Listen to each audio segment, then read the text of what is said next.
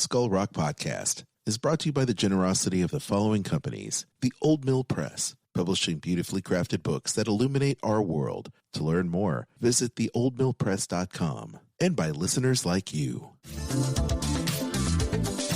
Okie doke. Kristen. Yes. Tell me about a travel deal. Well, right now you can save up to 25% on rooms at select Disney Resort hotels in early 2025. If you are looking to go January 1st to February 20th, you can save up to 20% on rooms for stays most Sundays to Thursday nights. And if you are looking to travel February 23rd to April 30th, you can save up to 25% on rooms for stays for most nights. So, already kicking off the deal for the first part of 2025. I love it. And how can people contact you?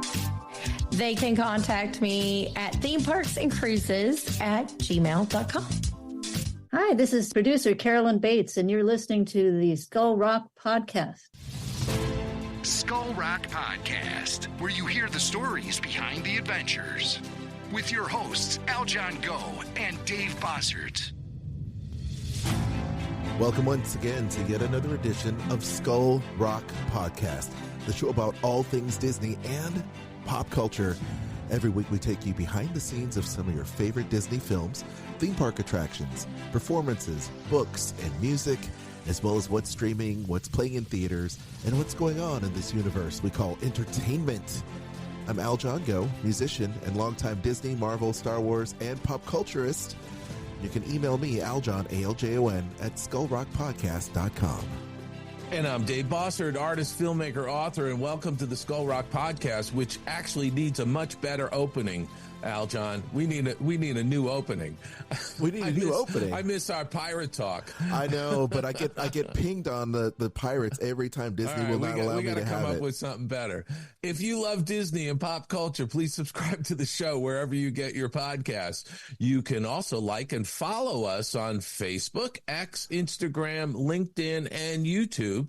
You can also email me at Dave@skullrockpodcast.com. Aljon, I can't even believe we're starting the second full week of November. I mean, this year is shooting by. It's going to be Thanksgiving before we know it. You know something?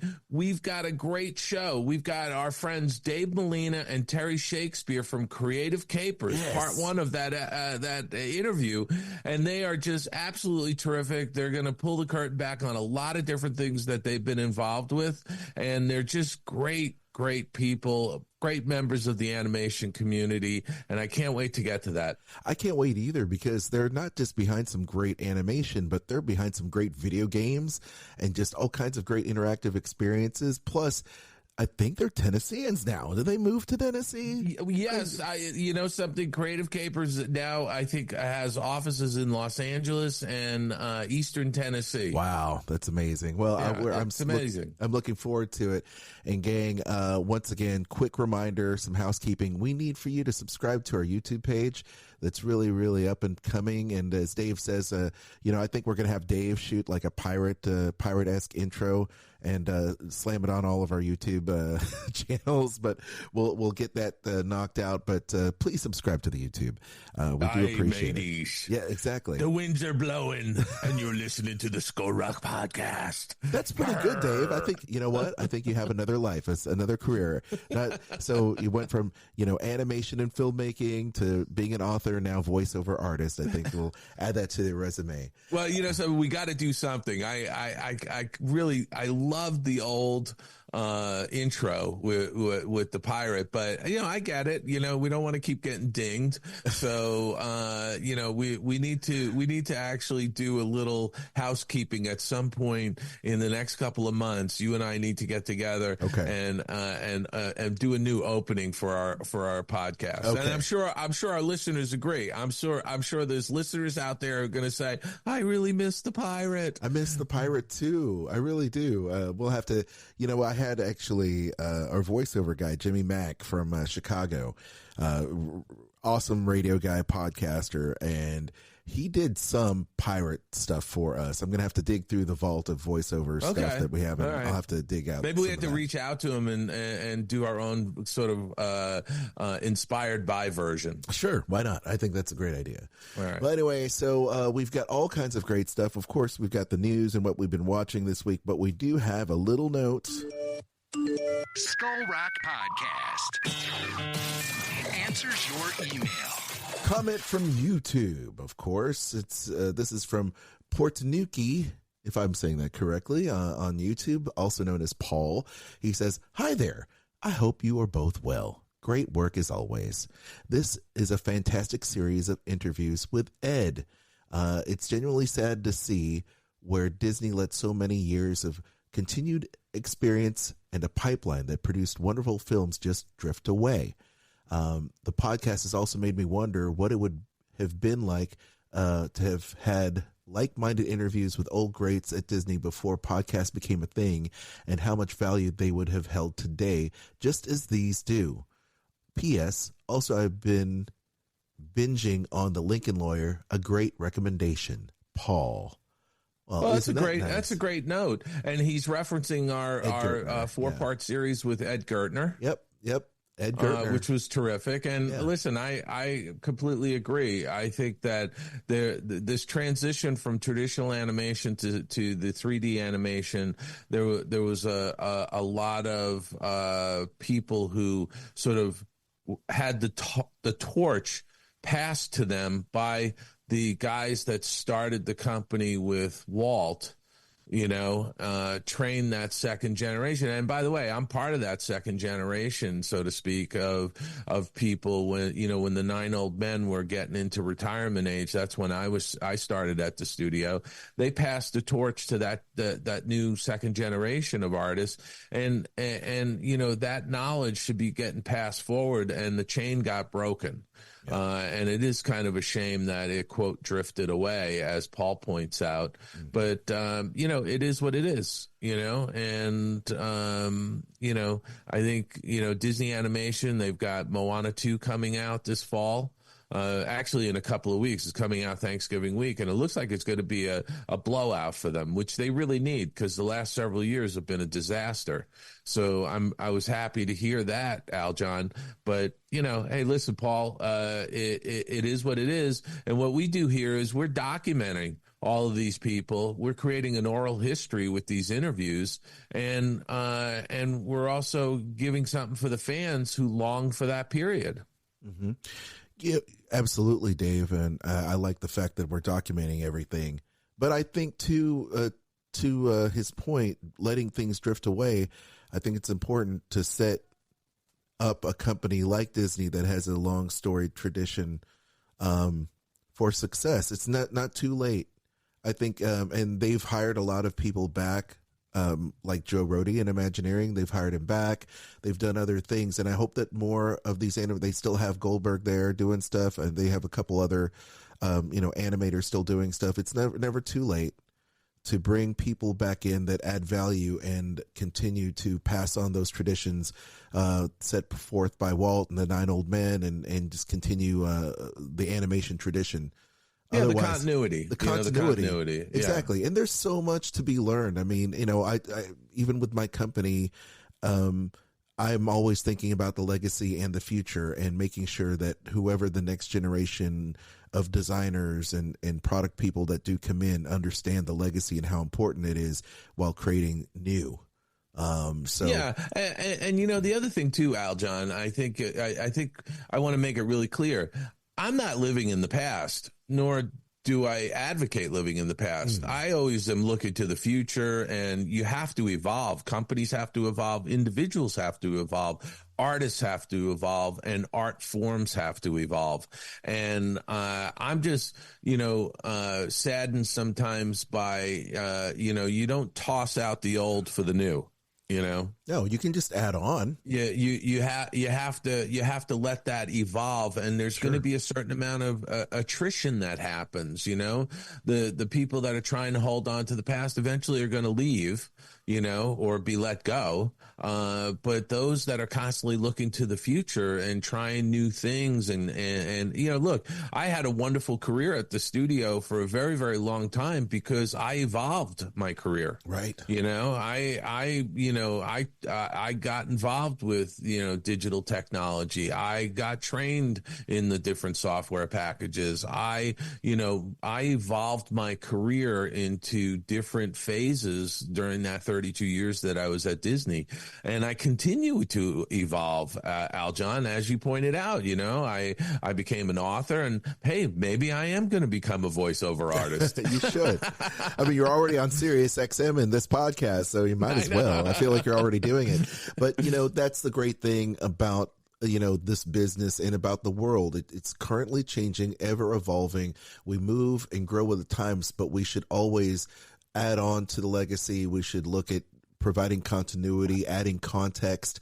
A lot of people experiment with things, but they don't know that maybe you've tried things in the past, or that some people have a hard time understanding that sometimes business can be cyclical, and understanding the different cycles, the ebb and the flow of business in general, and just passing on that knowledge so that they can set themselves up for future success, avoiding pitfalls. As we say, if you don't learn from history, you're doomed to repeat it. Yeah, and something, I think that's absolutely true. And for me, I love the historical aspects of the Walt Disney Company. I write about a lot of that. And for me, it's just really the joy of learning and documenting. But I'm not living in the past. I'm looking to the future for all kinds of great things. But like you said, you learn from your past, you honor your past, but you project forward. And how would that be evolving? I mean, Walt never repeated himself. Walt was always looking for the next thing, and the Walt Disney Company continues to do that. They're always looking forward and always on the cutting edge. And, they just announced this week that they're creating a new division for AI and whatever else they're putting into that division. And, those are the things they need to do. But at the same time, you do want to have that continuity of of honoring your past. Mm-hmm. Absolutely. Well, this has been a great message. Thank you so much for your comment. And we do appreciate these comments, Paul. Feel free to keep them coming and leave them on our YouTube page, our Facebook, of course, and we're on X, Instagram, what have you, all the socials. Yes, Dave. And something, when you do leave a comment, just let us know where you're from. Oh, sure. You don't have to give us your address. Just if you're in the U.S., tell us, what state you're from or what city you live in, or whatever information you want to give us. If you're outside the United States, let us know. Let us know what, last week we had a wonderful comment from Timos from Greece. And we've gotten wonderful comments from people in Taiwan and Australia and Germany and the Netherlands and Africa. We can't forget our friends in Africa. Yeah. So we get some really wonderful comments, and we love to give shout outs, but we also want to make sure that we shout you out and where you're from. So Paul is officially from Parts Unknown today. Parts Unknown, okay. Paul from Parts Unknown. We love it. All right. Once again, leave us those messages. We certainly will appreciate it. Now it's our picks of the week. Dave, we oftentimes review things we've been watching in the theater or streaming, reading or listening. What have you been doing this week? Well, I watched a couple of movies. One was a film called Will and Harper. Have you heard about this? I have not. Aljon? I have not. So Will and Harper, and I am just pulling my notes up because this is all about Will Ferrell and his friend Harper Steele, who is going through a transition. Okay. Right. Yep. And so this is a real story. Harper Steele is a writer, and he and Will Ferrell, she And Will, I'm sorry, because when Will Ferrell and Harper Steele first met, they I'm gonna blow this, and I hope people don't nail me for this. It's just I'm trying to phrase this respectfully, but Harper Steele is a writer who was a writer on SNL, and that's where Will Ferrell met her. Gotcha. And but when they met, Harper Steele was a man. Gotcha. Well, yeah, okay. In transition. But they've been friends for like 30 years. But anyway, Harper decided to transition to a woman. Gotcha. And what they did was in 2024, they made a documentary directed by Josh Greenbaum that follows Will Ferrell and Harper Steele on a 17-day road trip across the United States from New York to Los Angeles. Huh. And Harper is a trans woman. And the two decide to embark on this cross-country road trip to process the new stage of their relationship in an intimate portrait of friendship and transition.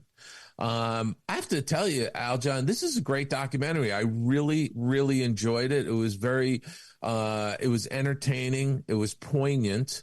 And it was I think an intimate portrait of somebody going through a transition in their life, a gender transition. And I would recommend this movie to anybody to watch this, because it'll give you some insights into trans people.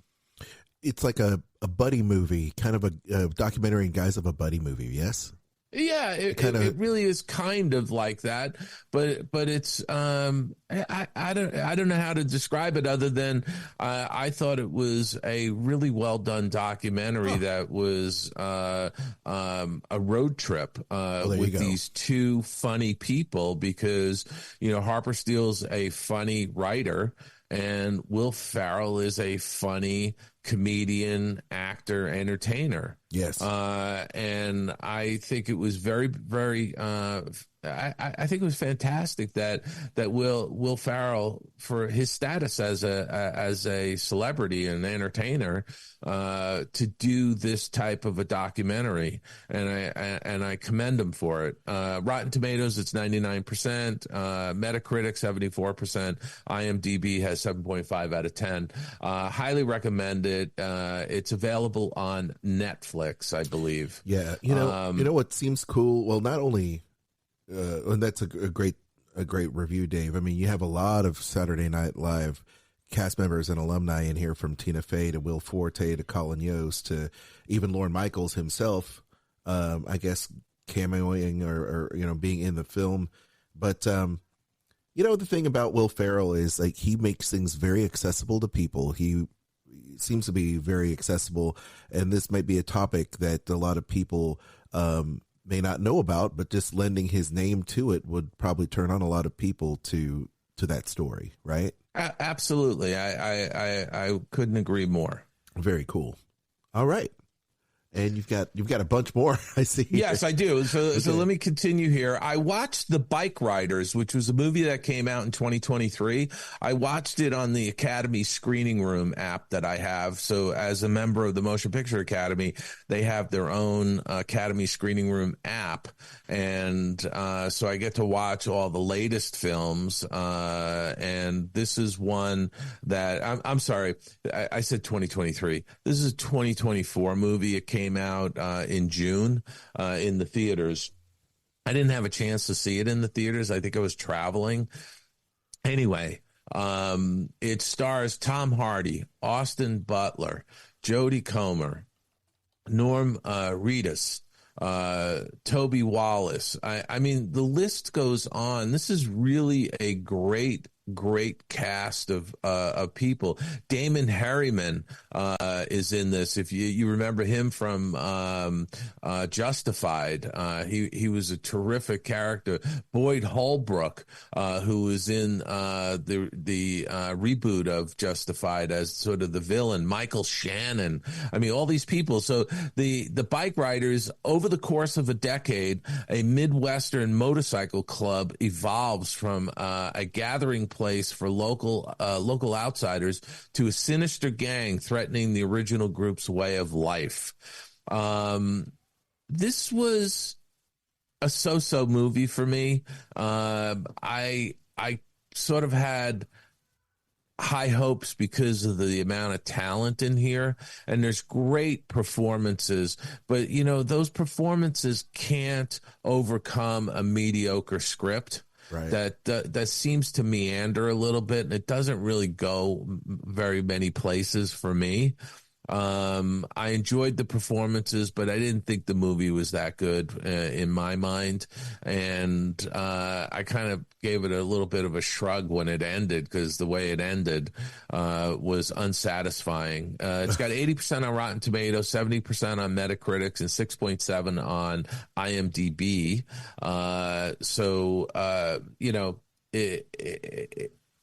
It's an interesting movie from the standpoint that it was inspired by a book. There was a writer photographer who sort of followed this motorcycle club over the years, photographed and interviewed them, and it eventually became the Bike Riders book by an author named Danny Lyon. The book was called The Bike Riders. And I get it, but it just didn't do it for me. Okay. Okay. Interesting. So now I did see a fantastic, absolutely fantastic documentary called Endurance. And this is the 2024 movie Endurance on Nat Geo. So if you've got Disney Plus and Hulu bundle, you should have no trouble finding this under the Nat Geo tile on Disney Plus. Endurance, the 2024 documentary. The Shackleton and 27 crew survive an incredible journey to South Georgia to seek rescue after their ship sinks, showcasing human resilience against all odds. So they're actually cutting between historical footage shot by the photographer that was on the Endurance with the Shackleton expedition. Okay. They restored that motion picture footage. They restored the individual photographs that this guy Hurley had taken, and they intercut that with reenactment footage and a modern day expedition to find the Endurance. Okay. And, spoiler alert, they actually find the sunken Endurance in the Wendell Sea down in the South Pole. And it's reasonably intact on the ocean floor. It's like 10,000 feet, below the ocean floor, below the surface. Yes. So it is a very well done documentary. It's a piece of history. I thought the restored footage, Hurley's restored footage and photographs were beautifully integrated into this documentary. It's a must-see. I really have to say, you should absolutely try and seek this out because it is an absolutely well-done documentary. It's amazing to see the submersible video footage of the sunken Endurance on the ocean floor. And I highly recommend it. Nat Geo, The Endurance. Nice. I also have been keeping up with the Tulsa King on Paramount Plus as the episodes drop. Just loving it. Severance on Apple Plus. I've been watching that. That was a recommendation from our friend Timus in Greece. And I also watched the first 3 episodes of The Penguin on Max. Okay. And holy mackerel, I will tell you, The Penguin, starring Colin Farrell, you don't even recognize Colin Farrell in this movie. The makeup alone deserves every top honor and award there is. It's flawlessly done. He does an amazing job as the Penguin. The production value of this series is off the charts. It's so well done. It's gripping, great characters. Highly recommend it. The Penguin on Max. But Dave, that's high praise. But is there Batman in there? Is there any Bruce Wayne? No, there's no Batman in there. But they are picking up on the end of the last Batman movie. Is that right? Yeah, you know where the stadium gets flooded? Yes. The arena gets flooded because they blow up the seawall around Gotham. That's right. Yeah. So this series starts where that leaves off. Interesting. So it's a very well done series, I have to say. Even if you're not, a big Batman fan, this is a great series. You should check it out on HBO Max. Interesting. Well, very cool. I'm going to have to check that out. I've heard about it, and I think Colin looks great, so I agree with you. So that's what I've been watching. Aljon, what have you been watching? All right. Well, we have a couple things on tap for this week. First of all, if you're a fan of Latin dramas, this may be up your alley. This is called The Accident, or Accidente, and it is on Netflix. It's a tragedy, it's a drama, it's a thriller. It is about a tragic accident that radically changes the lives of three families, triggering a terrible spiral of guilt, resentment, and violence that will lead them to explore the outermost edges of pain, endurance, and mercy. So, what is this about? So you've got these various families that are in business together. They have a birthday party celebration. These are very rich lawyers and things of that nature. They're in business in the United States, but they're in Latin America. All of a sudden they have this birthday party. A bunch of kids come over. The gardener is a little bit on the juice. Supposedly the gardener was supposed to nail down the bouncy house, and here comes a big, huge windstorm. And I don't know about you, Dave, but have you heard over the past maybe 8 years that unsecured bouncy houses will fly off? They will actually lift off the ground and cause huge accidents, cause injury, and even the worst unbelievable thing could happen to your children if these bounce houses are not, anchored to the ground properly.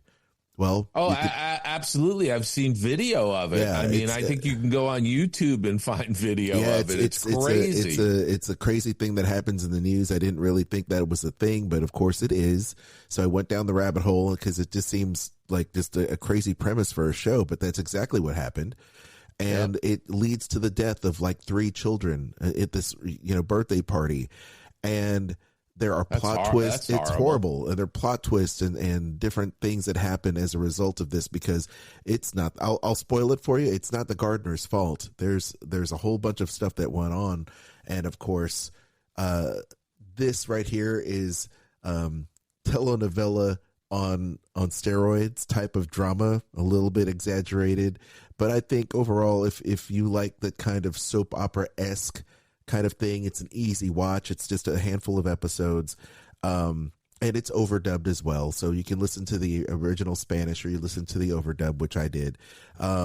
It's very interesting. So even though it's got a 5.7 out of 10 on Netflix, I believe that's a 5 is a pretty good score for it. It wasn't a waste of time, but if you really like over the top drama, you'll definitely like Accidente. It's a little bit cartoonish at times. I'm just going to warn you in advance. All right. I tell you what isn't cartoonish is the movie Don't Move. So Don't Move is a psychological thriller. This is on Netflix. It's a seasoned serial killer injects grieving woman with a paralytic agent. She must run and fight and hide before her body shuts down. So this basically is a young female, maybe in her mid to late 20s, contemplates taking her own life in the middle of the woods at this picturesque place. We don't necessarily know why she's there, but then here comes, it's very remote. And here comes this stranger, very disarming, talks her off the cliff. Lo and behold, this person is a predator. He's one of the people that, of course, I've mentioned in many of my true crime documentaries that I've seen over the years. But it's really chilling how this person, injects her in the different ways she tries to get out and escape because she's unable to move. She's able to use her eyes to signal that she's in danger. Police officers, bystanders, lookers, just all kinds of things happen and ensue. So it's a really interesting, well acted, I shall say. I say Casey Absil, I believe that's her name, Abspil. She's really good. She's been in a lot of different things like Yellowstone. She's been in Gaslight. She's been in Fargo. She's a very great actress, and I really dug it. The heavy, the evil person, Finn Whitrock, also very good at his job. He plays a complete, jerk. He's been in American Horror Story in multiple seasons, Half a Life, in the Steve Martin documentary. So he's very good. He's been around. So I give this higher marks. I would say this particular film is rated a 5.8. I give it a good 6.5 and a 7.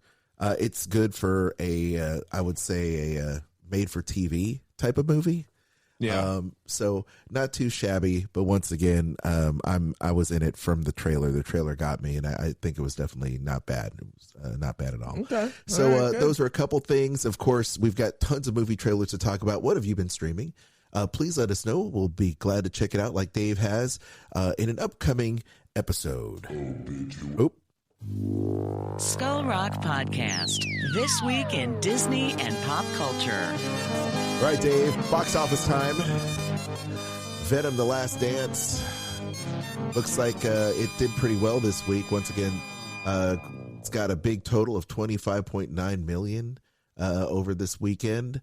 Wild Robot is still doing well at 7.4. Smile 2 at 6.8. Conclave at 5, even 5 for the weekend. That's not too bad at all. I think this is kind of the calm before the storm because you have, as you mentioned, Moana 2, a lot of the holiday movies getting ready for release now that we're nearing Thanksgiving time. It's crazy to think that, but here we are. I know. It's absolutely amazing. In fact, next week I'll be talking about the best Christmas pageant. Whoa, ever. Nice. Well, which is a holiday movie that's coming out. Well, that's great, man. We actually have a few different trailers. I don't know, Disney released the latest Moana trailer recently. Of course, the release date for Moana is November 27th. So just right around the corner. Dave, have you checked that out at all? I've seen all the trailers on Moana 2, and I also saw the news that they're tracking, I think, for $125 million opening holiday weekend. Good for them. So their pre-sales of the movie tickets have been off the charts for the film, and I'm happy for them because there's a lot of incredibly talented people at Walt Disney Animation Studios, and they need a hit. They need to win. The last 2 years have been a disaster. Their films have been, have tanked. And I think Moana 2 is going to hit it out of the park for them, and I'm happy for them, Well, excellent. Well, not only did they do that, but they also released a trailer for this holiday season, too, if I'm not mistaken. Is it this December 20th, they're going to be doing Mufasa? Which is right. The Lion King. The Mufasa trailer. I've seen the latest version of the Mufasa trailer as well, and it looks good. Again, they're milking the Lion King franchise, so I'm hoping that they're milking it in a good way. Yes. The trailer makes the films look good. Makes the film, it's giving us sort of the pre-story to the Lion King. That's right. The precursors. Yeah. So just for people not in the know, Mufasa explores the unlikely rise of one of the king of the Pride Lands, Mufasa. It enlists Rafiki to play, to relay the legend of Mufasa to a lion cub, Kiara, the daughter of Simba and Nala. So that's kind of weird. So it's kind of in the future, but giving flashbacks to the past. Of course, Timon and Pumbaa are in tow as well. There's a chance meeting that sets in motion an expansive journey to the extraordinary group of misfits searching for their destiny, and their bonds will be tested. So it looks really cool. Of course, we do have the voice talents of Aaron Pierre, Kelvin Harrison Jr., Tiffany Boone. We've got Mads Mikkelsen in there, Thandie Newton, Lenny James, who I'm a big fan of. Seth Rogen, of course, comes back. Donald Glover, Beyonce. There's a lot of people involved in this film. Of course, the film is directed by Barry Jenkins and produced by Adele Romaninski and Mark Serac. And, of course, music by Lin-Manuel Miranda as well. So I'm looking forward to that because he never disappoints in terms of music. And, of course, this also opens up December 20th of this year. I'm excited about that. Yeah, I'm glad they're giving a little breath for Moana 2, you know? Exactly. Yeah, so I think there's like 3 weeks there before Mufasa opens. Well, speaking of some trailers, Dave, you know, one thing I didn't talk about is Captain America, rather. Number one trending trailer. It was just released the other day, almost 7.5, almost 8 million views. It's trending on YouTube. Of course, we know Captain America Brave New World stars Anthony Mackie as he picks up the shield from old Steve Rogers. So he's going to be there. Harrison Ford plays the president, newly elected president. It's kind of apropos, interesting times that we live. And then, of course, you've got the brand new trailer, of course, this movie.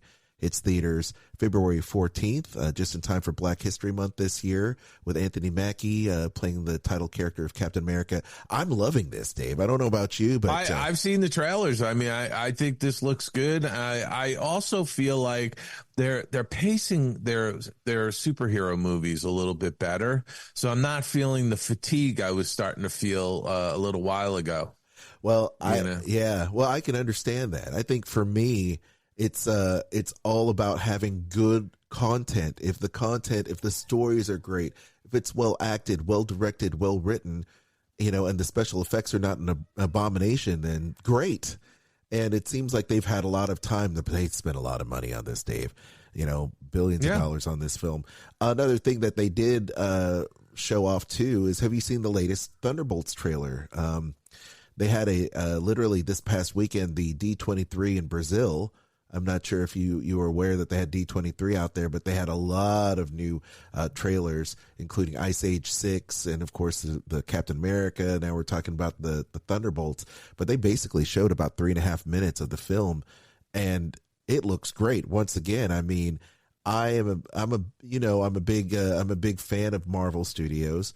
Sure. And although they may have faltered in recent years in their rebuilding, and I think there's a lot of extenuating circumstances. We know post-pandemic how things kind of rocked the world. Things changed. The writer's strike changed everything. But I will say that it looks like they're getting back on track. They've done massive rewrites and reshoots for both Captain America and the Thunderbolts, and this movie looks really great. This is the anti-heroes coming together like the Dark Avengers, getting ready to kind of fight this incredible power that has been put on maybe by just another force, another dark force, a dark agent, if you will, very much like Hydra in those original Captain America films. The Thunderbolts looks really great, and I'm really a fan of all those actors involved in that. Have you seen the latest trailer for that? I have not seen the Thunderbolts trailer. It's amazing once again, and I think please check it out. Of course, Thunderbolts hits theaters May 2nd of 2025. So among all the trailers, Dave, I'm a big music fan. You know this. The 2025 Grammy nominations were released, and among them, Beyonce, Taylor Swift, Sabrina Carpenter is among the nominees. This is a big, big year for women in pop and rock music. You've got Beyonce with her acclaimed country music inspired album Cowboy Carter. Charlie XCX is in there. Billie Eilish, Kendrick Lamar, Post Malone. Of course, Post Malone is doing a lot of crossover stuff, not only pop within country music. Dave, are you a big fan of today's music scene? Are you listening to a lot of today's music? Oh, no, I listen to Aljon, I have a very eclectic ear for music. Okay, tell me about it. I listen to all genre of music. Okay. I don't listen so much to rap. I mean, I like sort of the Eminem style rap. Okay. Music, but I don't necessarily listen to the hardcore rap. Gotcha. It's just not my thing. But country. The interesting thing about Beyonce's album is she's putting a spotlight on something that a lot of people aren't aware of, and there hasn't been a lot of talk about, but Black cowboys. Sure. And she's somebody who really shined the light on it because she grew up in Texas, I believe. Oh yeah. And she rides horses and there's I think a wonderful culture there.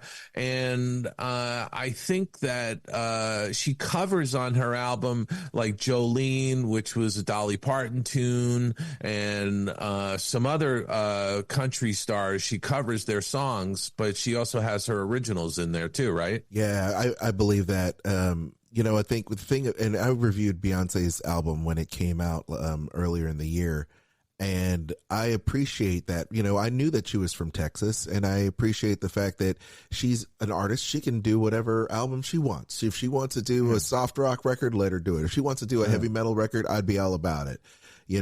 Artists are allowed to express themselves, and I am with that 100%. However, Dave, what I will say is that if you're going to make a cover of an album, I'm very as a songwriter, I get very touchy about this subject about changing the lyrics and the content of a cover that was written by someone else, because I really believe you probably need to stay to the spirit. If you're choosing to do a cover, cover it. And I don't know if she asked Dolly Parton permission to change Jolene. And I understand what she's doing with her statement and Jolene, but it's almost like a different song to me. Well, I hope she would have consulted with Dolly Parton. I hope so, because I'd be greatly offended, because I can tell you that even when I was in a band, when I was in my band, Dave, and I wrote a lot of the music, it was covered by a female. So you can go in there and check it out. It's a Mink Full Rock Power. It's on every platform. You can buy the record. It's from 2000. So a little inside baseball. When I was in the studio and recording, and I wrote all the songs for my band, and I collaborated with the songs. But when our singer was cutting it, she worked with the producer. I don't think she told the producer that I wrote a lot of stuff for the record, and she changed the lyrics of some of my songs, and she didn't consult me about it. And I was greatly offended by it. Yeah. I was greatly offended. It's like, I'm just listening to this now and you change the lyrics. I'm like, we're mastering this record and you change the lyrics. Like, I copywrote those lyrics. Right. Like, I was greatly offended, and it took me a long time to get over that, because it was forever going to be on our record.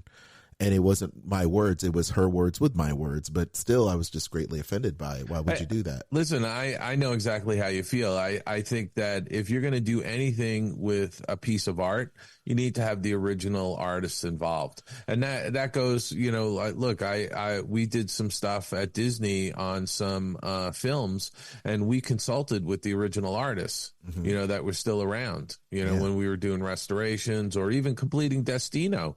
We had John Hench, who would work with Salvador Dali on the, boarding Destino back in 1946. So he was still alive when we actually went in to complete that film. So to me, the only reason why I said okay, or, was willing to be part of that process, was because John Hench, who was one of the original filmmakers, was involved. And and I love that, Dave, because you, as an artist and a filmmaker, a creator yourself, you have respect for the source material. You have respect, reverence for the source material, and are reaching out to make sure that the intent was preserved. And so I like Beyonce. Don't get me wrong. This is not a knock, and I don't know the ins and outs about that, but I do know she changed the lyrics, and I know people had questioned Dolly about it, and I think she was on TMZ and was questioned about it, and she took the high road, as Dolly Parton always does, which is why she's a national treasure and must be protected. But anyway, I will say this. Beatles, Record of the Year nomination. Beyonce with Texas Hold'em. Sabrina Carpenter for Espresso. Charlie XCX for 360. Birds of a Feather by Billie Eilish. Kendrick Lamar, Not Like Us. Good Luck Babe by Chappell Roan. And Taylor Swift featuring Post Malone and Fortnite are for Record of the Year. And a lot of those also echoed, those artists are up for Album of the Year. Good to see the Beatles in there, Dave. It's crazy. You know something? It's just unbelievable, because I love the fact that they completed that last song because the technology was there to allow them to finish it, and they include John Lennon's vocals, they include George Harrison's guitar, and of course Ringo and Paul completed that project. And again, original artists involved in it. You know what is a glaring song missing from Song of the Year? And maybe it's just me, maybe it's timing, and I'll have to look into it. Where's the Billy Joel song? That was actually a fantastic song. Yeah, you will turn the lights back on. Fantastic song. When I listened to that literally when it was released, and he still got it, man. He is still he can write a song. It brings tears to my eyes because we love music as an art. And I like all of these songwriters, but my God, where is Billy Joel in on this? And in the Best New Artist, I'll put a bow on it. There's a bunch of stuff we can talk about, but Best New Artist, Benson Boone, Sabrina Carpenter, Do Chili, Khruangbin, Ray, Chappell Roan, Shabuzi, Teddy Swims. Of all those new artists, Sabrina Carpenter piques my interest because Sabrina Carpenter is on her 6th album, Dave. Wow. But she's Best New Artist. Is it because she did a bunch of albums for Disney and this is her re-emerging party? Like, is this what's going on? Because I think having 6 albums kind of disqualifies you from being a new artist, doesn't it? She's been doing albums for Disney and prior for the past 15 years when I've seen her on the Disney Channel. Well, maybe this is her first solo album. No, it's not. But no? Okay, yeah. I'm trying to help her out. I know you're trying to help out. I appreciate that. Hey, by the way, since we're talking about music, yes, and this sir. again, how eclectic my taste is, all right. I do want to let people know, because we are going into the holiday season, that you can go to KUSC.org. KUSC.org. Now, KUSC is the classical station here in Los Angeles, but you can stream the station wherever you are in the world just by going to KUSC.org. And I wanted to point out that within their website, they have some streaming channels, and there's a classical California Christmas that you can stream right now, and you can listen to holiday music to get in the mood. And It's all classically based music on the streaming app. And you don't have to download anything. You can just play it on your computer if you want, or on your phone. Nice. Well, I like that. Since we're talking about music, I just wanted to let you know, because I listen to everything from classical to, Green Day and, whatever the latest, the Killers and all these groups. So That's right. I have a very, very wide spectrum of music I listen to. You and I would have an amazing vinyl listening party, Dave.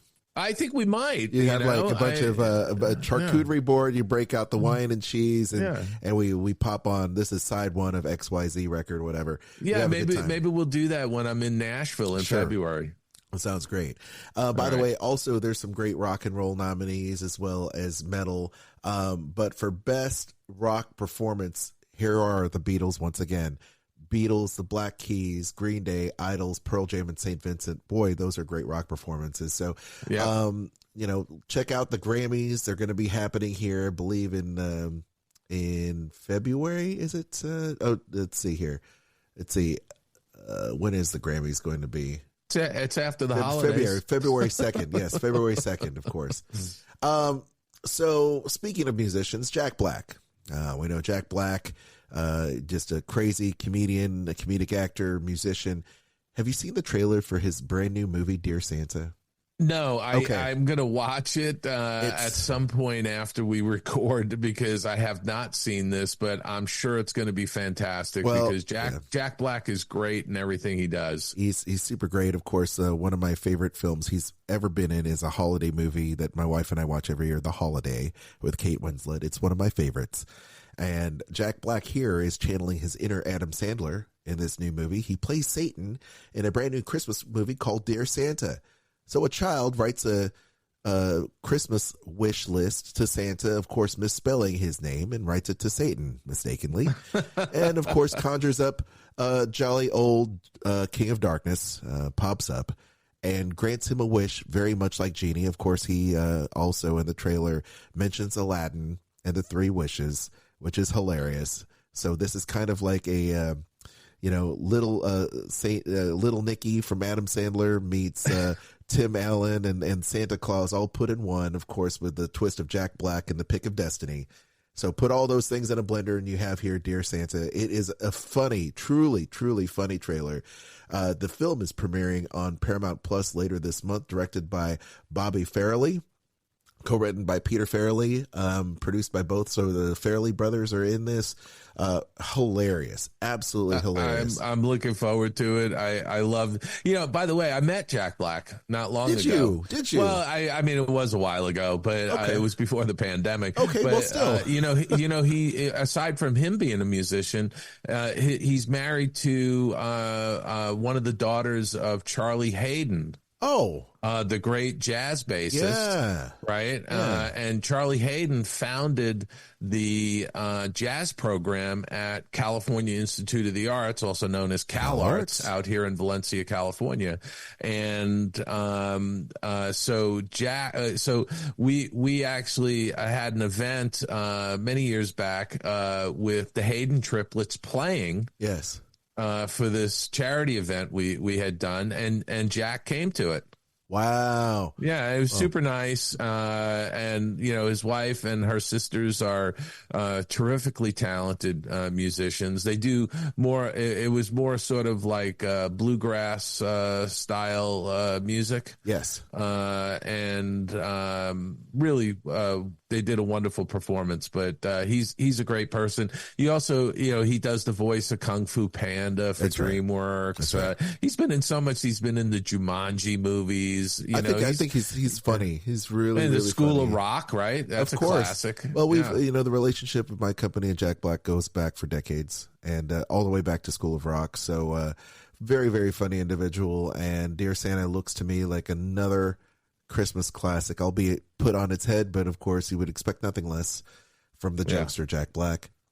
Awesome. So, here we go, Dave. Are you ready? Here we go. Yes. Obituary roll call. Well, this week we lose a couple giants. Let's first start with Tony Todd, the Candyman and Final Destination actor, dies at the age of 69. Wow, what a legend, gone too soon. 69 years of age. Tony Todd, one of my favorites in horror movie franchise history. Candyman, Final Destination. Of course, we also know him as a Star Trek fan for playing one of the great Klingons in Star Trek, The Next Generation. Just one of those guys. I mean, Kern is one of my favorite Klingons, and he played that role all the way to like Star Trek Voyager, Star Trek Deep Space Nine. So he is just an incredible character actor, and he will be missed. Yeah, he's a very recognizable face. He's been in a ton of stuff. Final Destination, is that a horror franchise? Oh, yeah.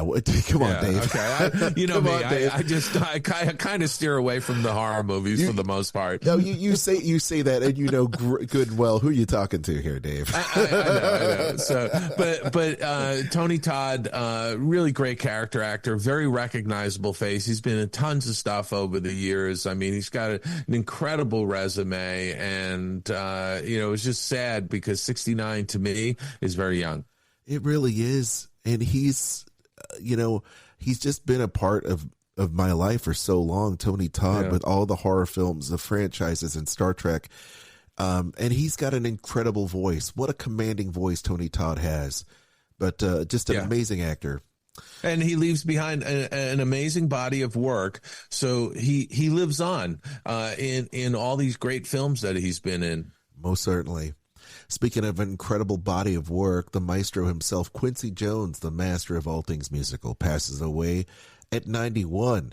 Now, this gentleman had a long storied career playing jazz with Lionel Hampton, producing films and music videos and albums like Michael Jackson's Thriller, We Are the World, The Color Purple, the Fresh Prince of Bel-Air theme song, and the Heat of the Night theme song. The list goes on and on. He worked with Frank Sinatra. Yes. I mean, that's really where he cut his teeth. I mean, when you look back at the career of Quincy Jones, he was a jazz musician. He was a muso. He was the muso of musos. With him and his jazz quintet, his quartet, the orchestras he did with Frank Sinatra. There is a documentary, I believe, that's on Netflix that I covered about Quincy Jones' life and times, and it's a really, really good watch if you're a big fan of music.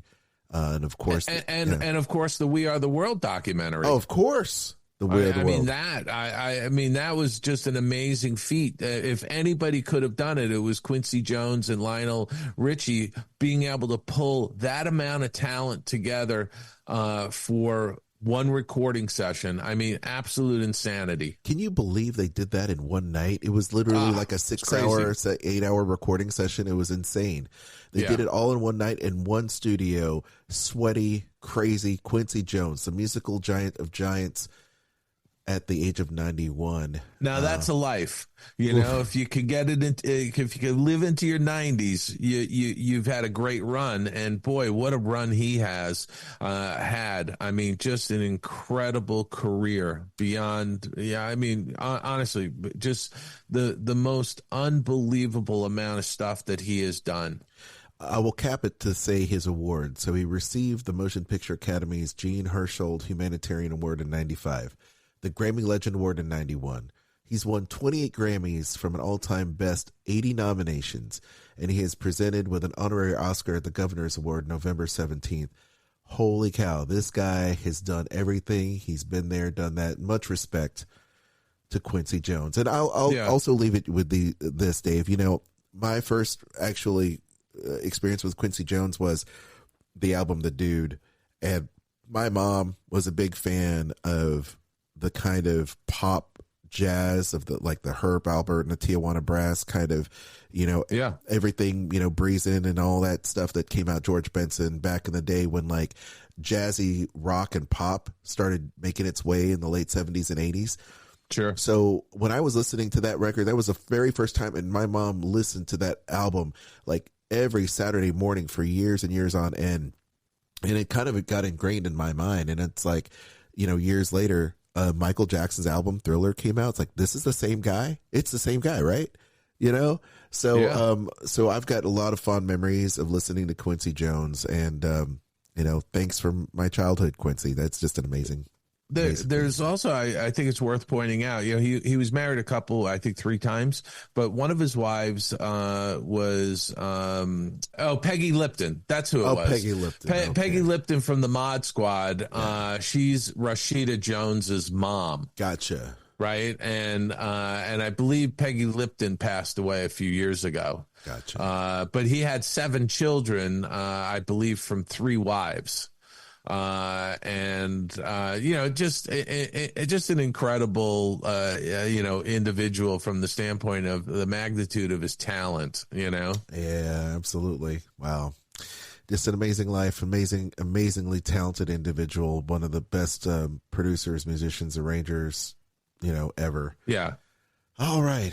Well, once again, we are here to our main event. Sit back and relax. It is time now for our interview of the week. Dave Molina and Terry Shakespeare, the Creative Capers duo, right here on Skull Rock Podcast. Let's do it. Skull Rock Podcast. Interview time. Well, Aljon, we're back, and we're doing something a little unusual because we have 2 guests with us today. We've got David Molina and we've got Terry Shakespeare. They're the founders of Creative Capers Entertainment, and I want to welcome you both, David and Terry, to the Skull Rock Podcast. Thank you. Hey, we're excited to be here. Yeah, great to be here. So, you guys, I hadn't seen you in I think years, and we ran into each other a couple of months ago, and it was great catching up, and I'm so glad that I was able to get you guys to come on to the show. Before we go into Creative Capers Entertainment, what it is and how you guys put that together, I want to just ask the question to David. Mm-hmm. You're an animator, you're an animation artist, you've been in the business for many years. How did you get into animation? It was a really strange road, but you had an earlier guest last year, Dave Spafford. Yeah. And Dave and I went to the same high school. We were just a few years apart. And I knew of Dave, and I got to talking with him, and he called me up the year I graduated from high school. Dave called me up that summer and said, "Hey, you still interested in animation? Do you still have those drawings that you showed me?" I said, "Yeah." He goes, why don't you come down to my house? I have some guys I want you to meet."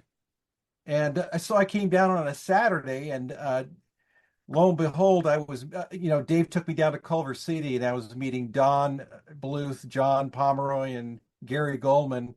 And they asked if I wanted to help them out on their experimental animated show, Banjo the Woodpile Cat. And I started that way. I fell into it. And those were great but people. Knowingly, I wanted to be in animation. Yeah, but I mean, you stepped in with a great, talented group of people. Yes.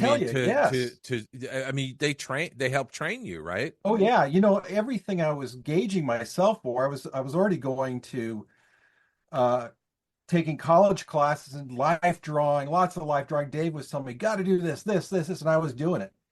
And I even was being tutored by one of his teachers, Bruce McIntyre, an old Disney hand, and he was tutoring me too. Wow. And I was getting ready for a career, but I was going to go to Cal Arts. That's what was my plan. But then right on my lap was like this chance that, apprenticeship chance. Learn on the job. Very few people get. And here are these amazing teachers. So I went, this is the route I am going to go. Yeah, I mean that's like going into boot camp. Terry, let me ask you, how did you get into animation?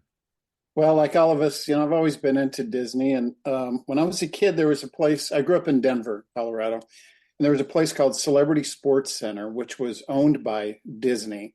Right. And the whole company owned it for about 2 decades. And it was one of the first location-based entertainment complexes, and it had 80 bowling lanes and indoor pool, and it was fantastic. I always wanted to work there as a kid, so I did get a job there when I was a teenager, and so it was kind of like I was in at Disney. It was like working at Disneyland. And then I met my wife Sue, who is our partner, Sue Shakespeare. There, she was a lifeguard, and I was working in the bowling department, and we both just hit it off because we had such an interest in Disney. And our first date was Fantasia. And at her office, she worked for her mom, which was an advertising agency. And one of the ladies there saw an article about Don Bluth and a bunch of people that left Disney. I don't know how many there was, 12 people or something like that.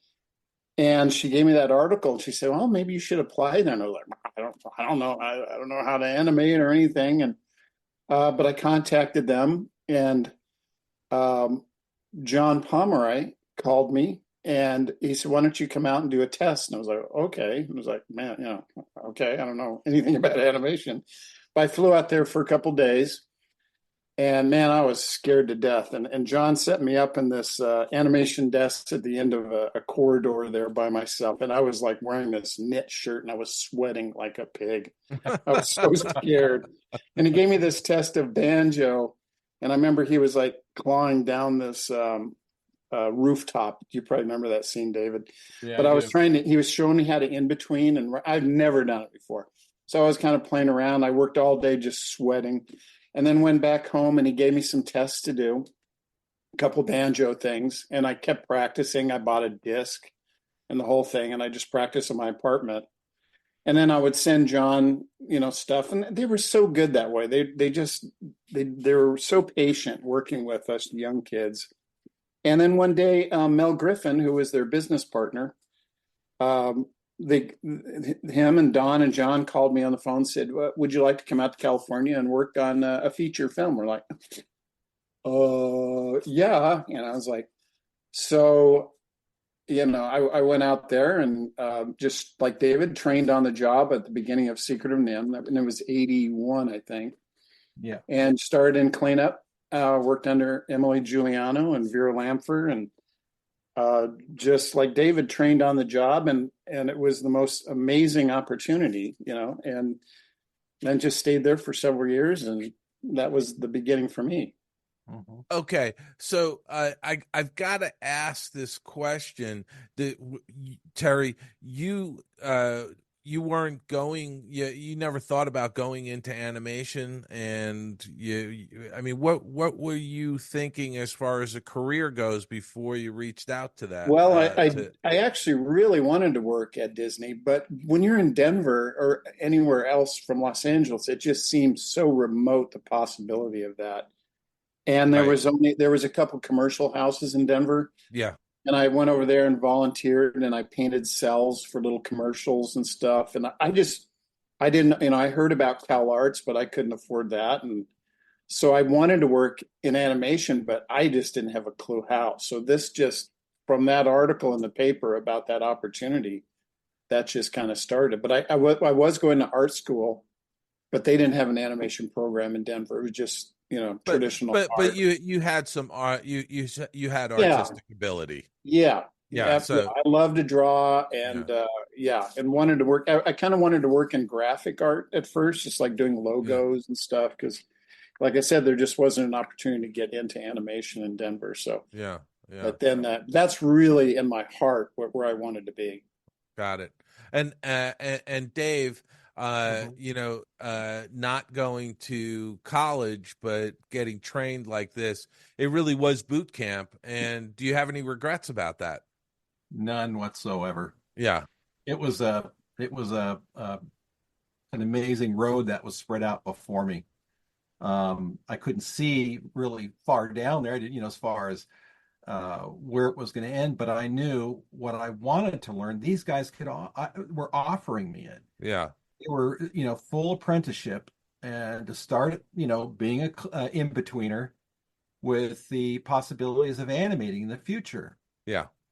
And there were, some of the best in the world working there. Yeah. That could teach me, and we're taught by the 9 old men also. So I was getting this information, this teaching from guys who were, they hadn't even left Disney yet when I got there. But they were teaching me. John took me under his wing, Don took me under his wing, and then Gary. I was getting taught by all three of them. And let me ask you this. Dave, you started on Banjo the Woodpile Cat, which was the short that Don was doing out of his house while he was still working at this. This is before they left. And then Terry, you joined them after they had left the studio. Was that when they were starting The Secret of NIMH? Yeah, they had just started. They had a couple sequences animated, and they were in Studio City, Ventura Boulevard at the time. The blue tile roof building. Yep. And it's still there, by the way. I said it's a bank or a restaurant or something. Well, there's a bank next to it, but there's a restaurant there. Yeah. Funny. So either they were working on Secret of NIMH, and they were doing little projects. They had Xanadu, which was a little thing for an animated sequence in a feature, in a live action feature with Olivia Newton-John, right? Yeah, that's right. I think I worked on that a little bit. I don't know if you did, David, but it was kind of one of those. You didn't hear much about it in the studio. It was kind of going on, and then they were doing a couple little commercials. Yeah, remember them working on a Mr. Clean commercial and some kind of car commercial. Yeah. But it was basically The Secret of NIMH, and man, it was just so exciting. It was like working on Snow White. It really was. It was so exciting. Well, I think Secret of Nim, when that came out, that was a wake-up call. Oh, yeah. That was a It wake-up was. call for Disney because, Disney at that point was sort of at the tail end of that, what would Walt have done period after, 20 years after Walt had died. And The Secret of Nim, when it came out, I remember seeing it in the theaters and I was blown away at the level of quality and how beautiful that film was. Yeah. It was. And they were all about rediscovering the secrets. Secrets of all parts of the animation, things that weren't being done as much in those days because of costs. But we were, front and center learning these things with them and seeing how they were done, because when we were done animating, we'd jump onto effects. Yeah. Yep. Then we all the way down, and then painting cells after that. painting cells. Yeah, everybody did everything. You were all working on everything, every aspect of the film. It was kind of like we were on a ship.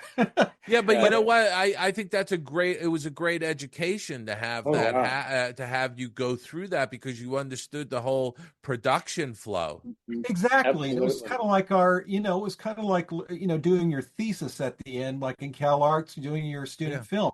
Yeah. Well, we were getting paid to do this, but we were learning these steps, and we were learning how to fill out an X sheet. Yeah. We were learning how to even, expose on an X sheet, how to, you name it. Use the right pencil and the right eraser and the right paper. I mean, it was down to every little detail we were learning. Yeah. And once again, Don and John and Gary Goldman, I mean, they were so patient. You could go into Don's room and just, little sweaty kid go in there and say, what's something wrong with my drawing? And he would just stop what he was doing and spend 30 minutes going over your drawing and teaching you. Yeah. And I was always amazed that he would find the time to do that. And all three of them were that way. All three of them. I mean, same thing. I'd go into John and have this scene that I had when I was starting to animate, pose out. Or no, let me hear a better example. I'd be assisting John on the Great Owl from Secret of Nim, and these big 16 field drawings, and I'd be looking at these. I'd be looking at these things, going, oh, "Where do I start?" And I'd get something out of ARC, and I'd go over there just to ask John. It doesn't seem to quite be working. And he was so, a very good teacher, patient. Yeah. And he'd show me exactly and why it was going out, and I'd go back to. I mean, you'd stand over behind him for like an hour and almost faint. Because it's like, oh my God, how long is this going? We've had John on the show a couple of times to talk about his career and his animation academy he has going on now. And he is a saint in my book, because he does have the patience of a saint. He does. And he doesn't easily get flustered as much as I try. And even one of the guys that you don't hear as much about his animating, but Gary. It was a good really good animator, and a good teacher. Really good teacher. He, and I think he was taught by Ollie. And anyway, he would sit down with me, and my very first scene I remember he worked with me on was this little dragonfly that's in Mr. Age's little lab. Thank you. Oh. And he would go over with me and show me how to start it off, where the arcs are, thinking about it beforehand. Because he got off of animating Evinrude from Rescuers. That's right. Yeah. From the original Rescuers. Yeah. So he was telling me what he did, and he was a great teacher. And he would come in the morning, like at 7, and he'd offer any of the animators or assistants to come in and watch. And he would, back then, it was Super 8 film on a little editing thing. And he would go through frame by frame and just point out stuff like Lady and the Tramp, and point out arcs and animation. And he'd spend an hour just going through a film and teaching. Yeah, like you said, David, action analysis. Yes. Yeah, frame by frame. Which he was really good. Yeah. So, yeah, go ahead. Oh, no, go ahead. I was just going to add more of the same. Go ahead, add more. I want to hear more. Don would have a class every week. We'd watch a little bit of the film, and then Don would have kind of a lecture about where the principles and how they're applied, and we would learn some great stuff from him.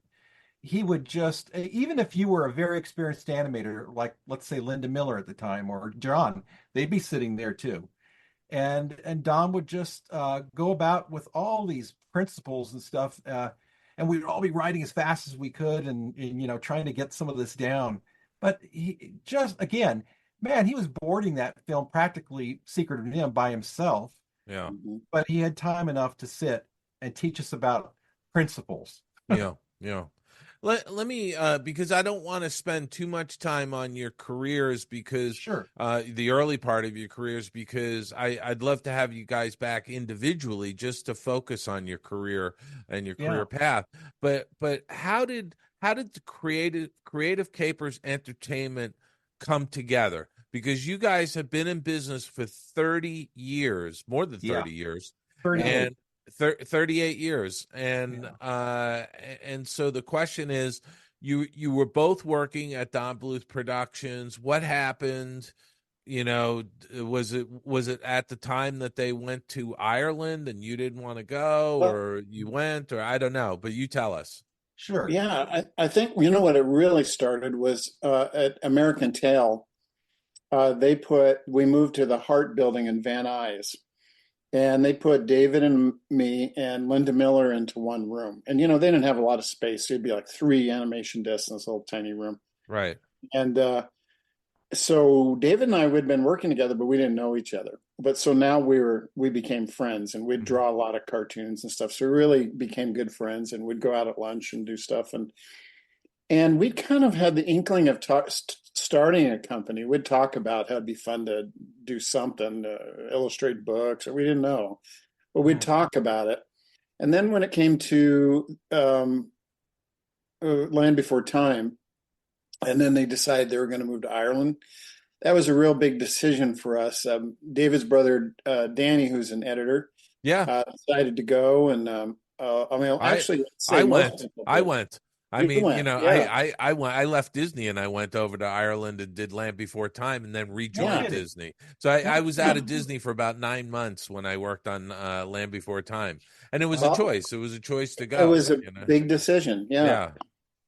So we were already talking about starting a company, and, I don't know, just something we always kind of fantasized about. And then they did that, and we kind of forced us. We said, well, we're just going to stay and see what we can do.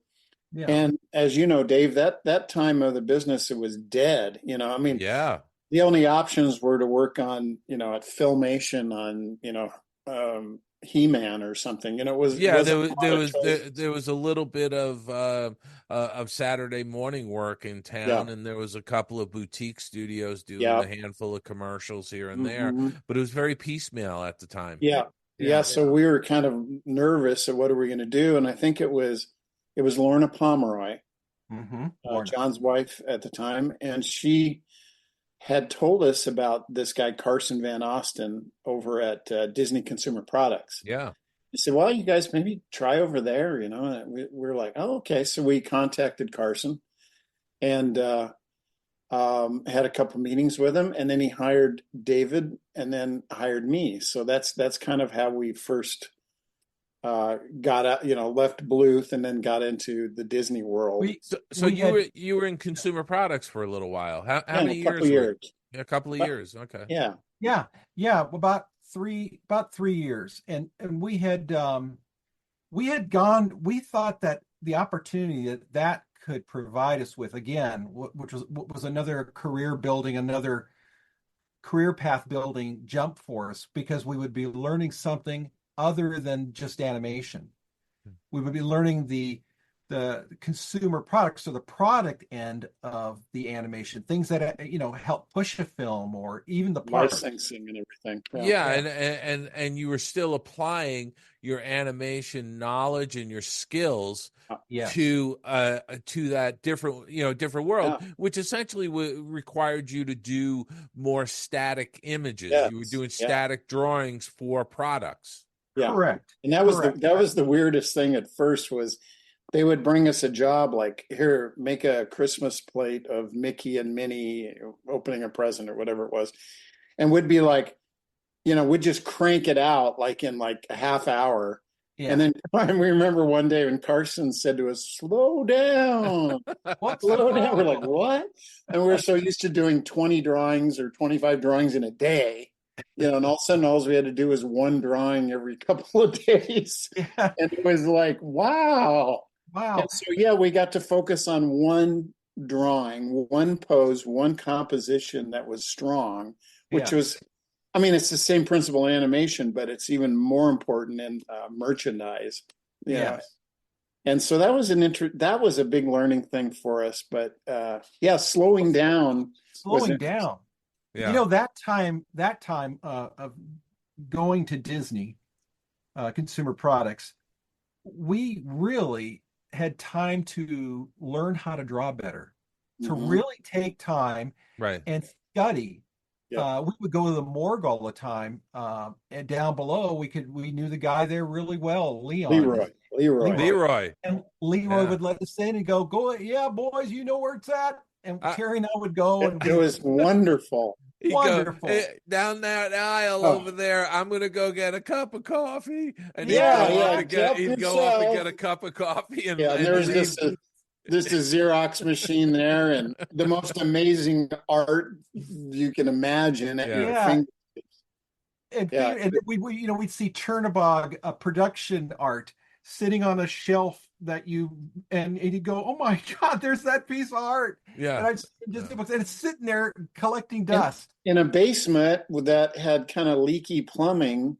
Especially when it rained, they'd have a little flooding down there. Yeah. And I was like going, my God, it's like, isn't this, but back then the animation art hadn't really become collectable too much yet. It was just kind of like, you could buy a really nice animation cell for $50, but it wasn't like it is now. But I mean, for our listeners, I do want them to know, when you say the morgue, the animation research library at Disney has something like 70 million plus pieces of art, and it's a state-of-the-art archive.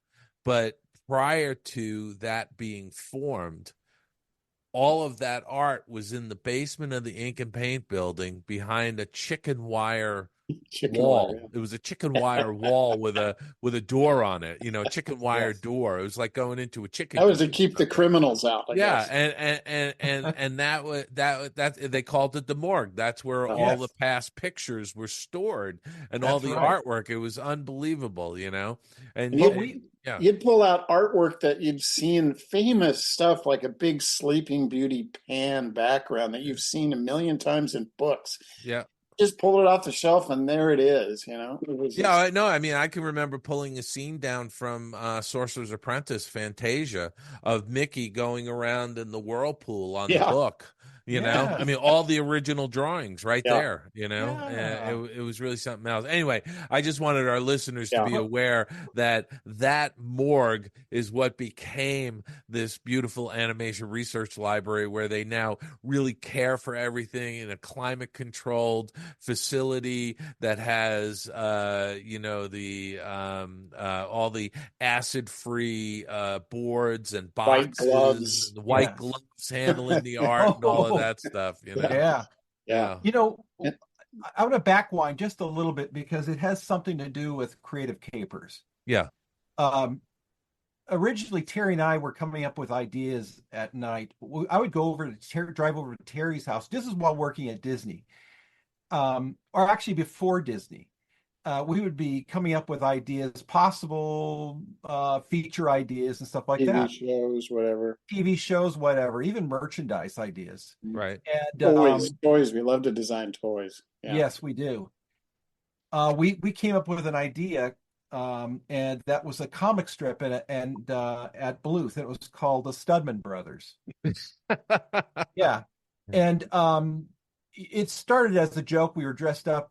We would dress up as these guys, these mechanics from Bakersfield, California, and we would go to Halloween parties as dressed as those characters.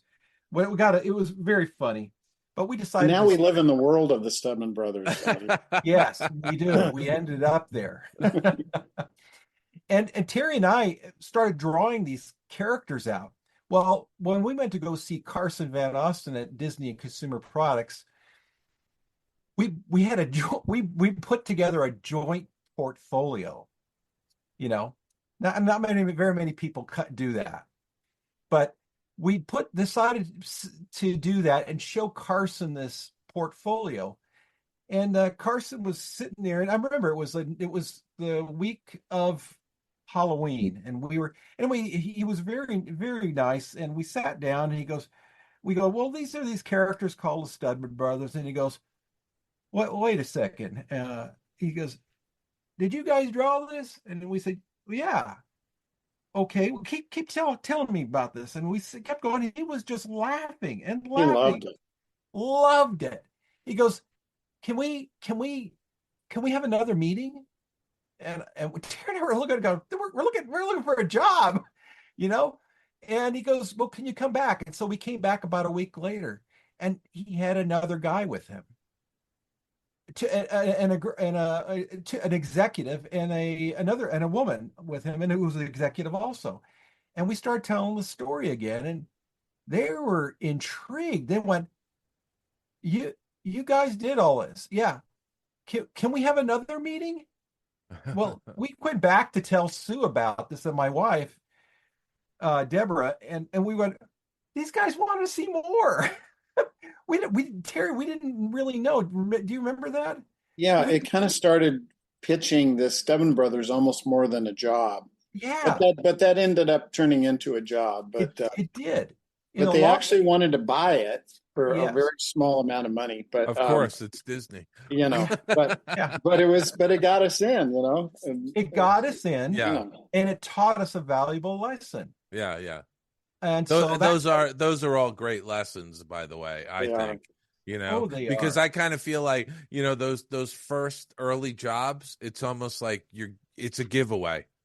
It's like you need to just give it away almost get your foot in order to notch it on your belt. Yeah, exactly. So, well, anyway, we had it was a great experience working there. Yeah.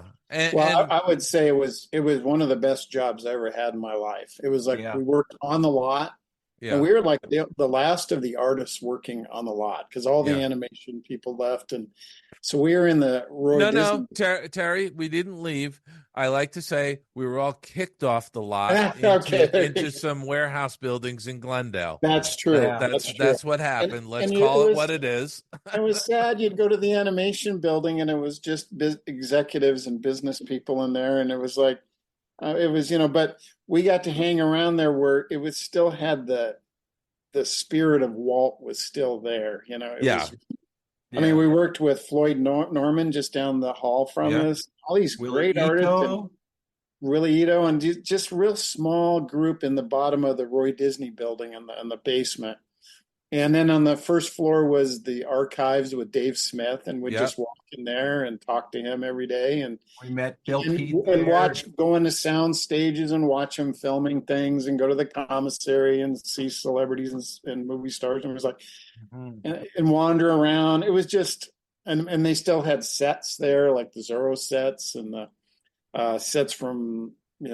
Pete's Dragon and Pollyanna, the Victorian Street with the $1 Million Duck and all that. It was so cool. It was a great experience.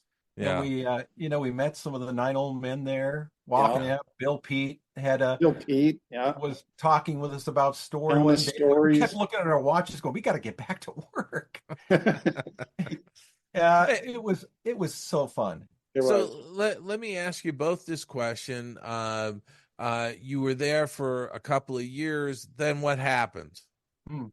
Well, even during when we were there, we still wanted to start a company. So we were still on our own time, designing and developing our own stuff. And, we didn't know exactly what we'd do, just some kind of animation and whatever, we had toy design, so. Toy design. We had a lot of different feathers now on our cap. Yeah. So we still wanted to, leave. And then eventually one day we partnered up with the guy and he gave us some office space and we said, well, let's just do it. So I left first and then David came a few months later. Yeah. And, and then we were naive, didn't know what we were doing. We had a few little Disney jobs, and fortunately with our Disney experience, we got work at Mattel designing toys. And at that time they had a deal with Disney. So it was Disney Mattel and they were doing all kinds of toys. So we were designing toys for Mattel that were Disney characters. Yeah. So they loved us because we would get their stuff approved very easily at Disney because Disney knew us and they knew we could draw the characters. And a lot of our friends were calling us at Disney still, asking us to do work for them still. Yeah. So we kind of left with. We just kept doing Disney work. Yeah. And then it made it less scary to leave, right? Because you still kind of had a finger in the pie. Yeah, exactly. It was all little jobs, magic slates and snow globes and CNCs and stuff like that. But then we just starting, and then Sue hadn't joined us yet. She was working on Rover Dangerfield. I don't know if you've ever seen that. Yeah, so I was going to ask you, Terry, about that because she's a partner in Creative Capers Entertainment, and she was actually going to be on the call or on this interview, but she's traveling. So I wanted to ask you, were you guys married? When did you guys get married? And she had a sort of a solid job while you left Disney. Yeah, well, we got married before we moved to California. So she was in Denver and we met at Celebrity Sports Center. And then right when I moved out in 81 to work on Secret and M, we said, let's get married. Let's go for it. And so we did that. That was 81. And then she was trying to get a job out here. And then I brought her around to meet Don, and Don really connected with her. And then she became assistant director working with Don for years, just in the same room with him. And so she really learned animation production and producing projects and organizing and all that kind of stuff. And then she got a job at Rodney Dangerfield's film, Rover Dangerfield, and was working on that. But so she was sort of in our company early, but she was helping support David and I because our jobs weren't paying enough. They were just so little. And then, so her money was kind of rolled into it. So, it just kind of like a snowball. It just kind of started to get a little bigger and a little bigger jobs. And then our first big job with Celebrity Disney Creative Capers was we did some work for Disney Software, which was a new division, and they were working on a Dick Tracy project, something else. I don't remember what it was. And you signed a big deal with them, right? Yeah. So we worked with them for a while, right? Yeah. So our first game they gave us was Mickey Mania, which was I think a Sega game, and it was fun. It was a great game, and that was when there was a Disney studio in Florida, and they supervised our animation. So we would send them scenes on VHS tapes. We'd FedEx it, and then would have a phone call over the scenes. And that was Chuck Williams, if I remember correctly. Right. Chuck Williams was heading up that iteration of what Special Projects was, whatever they were calling it. It was Animation Services, I believe they were calling it down in Florida, right? Yep. Yeah. They were our bosses, and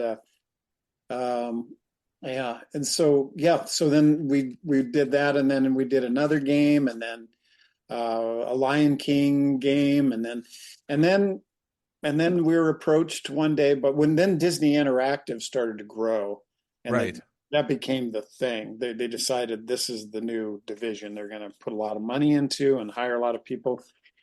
So we worked with Mark Taryn, was the head of that, and Steve Macbeth, that division.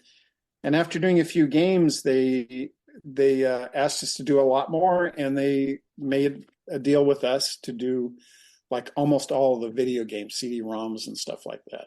Okay. So I'm going to say, because we're bumping up against time, this is a really good place for us to stop. Okay. Because next week I want to pick up on this. This is sort of when Creative Capers Entertainment is really starting to mushroom, started, right? Yes. Really sort of blowing out. It's no longer just a 2 or 3 person, shop. You're starting to bring people on.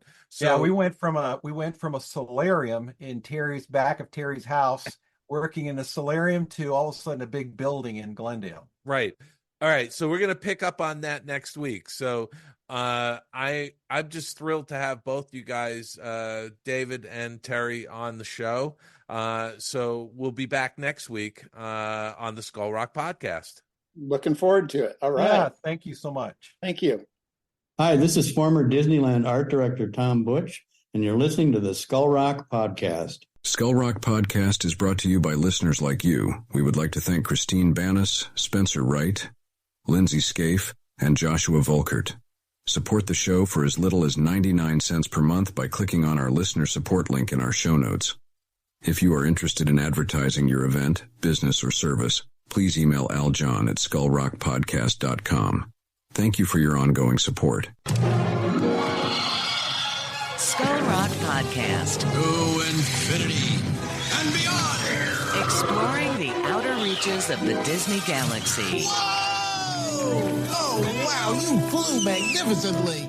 Wow, awesome stuff there with the Creative Capers duo, Terry and Dave. Glad to see that the business is booming and doing really well here in their Tennessee office, if you will. Yeah, I know. It's crazy, and I'm glad to have them on the show, man. They're in so many things. Yeah, no, they're just incredibly talented and terrific individuals. I was sad that we didn't get Sue Shakespeare on. She's the third partner in Creative Capers, Terry's wife, and she's equally just a wonderful individual. So, but next week we'll have part 2 of the conversation. We're going to continue it going, and so we're looking forward to that. That'll drop next Monday. Oh, yeah, it's going to be great. Looking forward to part 2. And gang, we're looking forward to having you along for the ride. Thank you so much for tuning in. We'd love for you to subscribe to the show if you just happen to fall upon this show on YouTube or Spotify or anywhere you get our podcasts, through Apple. We do appreciate it. Be sure to like, share, and subscribe. Tell all your friends who are interested in animation, filmmaking, books, and pop culture, of course, Disney, just to spread the word about the show. We do appreciate it. Be sure to follow us on all of our social media. We're on X, we're on Instagram, we're on Facebook, and just give us a like, all right? Give us a follow. We would appreciate it. You can also follow Dave and myself individually on LinkedIn as well. Follow me at Aljon Go on Instagram. I'm also Aljon Rocks on X. Be sure to like and subscribe to whatever feed. I share posts about adopting cats and playing guitar, as well as, of course, the podcast. You can also follow my other podcast I host 2 times a week. It's called Dining at Disney. Check out Dining at Disney everywhere you have podcasts. Dave? Well, as always, I'm going to continue saying February 21st to the 23rd, we're going to be at the Animation Y'all Festival or the Expo, I should say, in Nashville, Tennessee. Yeah. And we're going to, Aljon and I are planning some crazy stuff that's going to be happening there. So I'm looking forward to getting to Nashville in February. You can listen to my Tunes Behind the Tunes on SiriusXM Disney Hits, channel 133. This month, we're spotlighting the song How Far I'll Go from the original Moana in anticipation of Moana 2 opening in a couple of weeks. Also, you can go to the oldmillpress.com and get my latest book, Find Your Happy Place, the 8-Step Guide to Boosting Your Creativity Through a Personal Retreat. You can get a signed copy if you'd like it. And also they have signed copies of Steve Anderson's Disney In-Between book, The Lost Years, 1966 to 1986. And also Bob Weiss's Ghost Dog, a novel, which is all about a ghost dog following a kid home from the Haunted Mansion at Disneyland. Yes. So check those out. They're all signed by the authors. You can also check out my website, davidbossert.com, for all kinds of free content and everything. And please, send in your comments. We love hearing from you. We love to hear your recommendations of what you're watching, and just let us know how we're doing on the show. And with that, Aljon, I'm going to say go out and have a fantastic week, folks. It is the holiday season in my book, so be extra kind to everybody out there. It's really, we got to be good to one another and just have a great week. Be good to one another, and we'll see you again next Monday right here on the Skull Rock Podcast.